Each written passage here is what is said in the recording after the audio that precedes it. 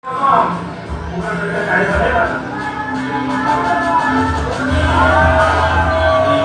Jokowi terpilih sebagai presiden itu yang kedua kalinya, karena sebelumnya juga beliau persamaan kita bangun dengan harapan dapat membangun iman, khususnya di wilayah Riau dengan urusan yang baru. Ya, kita berikan aplaus buat Riau, luar biasa.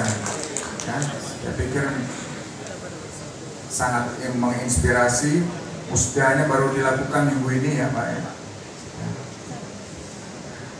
Saya jarang mendengar musdah juga bisa diekspos ya, bisa disiarkan juga ya hasilnya bagaimana agar kita mengetahui sebagai keluarga besar ya, bagaimana hasil daripada musdah di setiap chapter. Ya, Riau mewakili 3 chapter ya. Tadi kita lihat karena mereka adalah core wheel dari 3 chapter. Nah, berikutnya adalah Bali.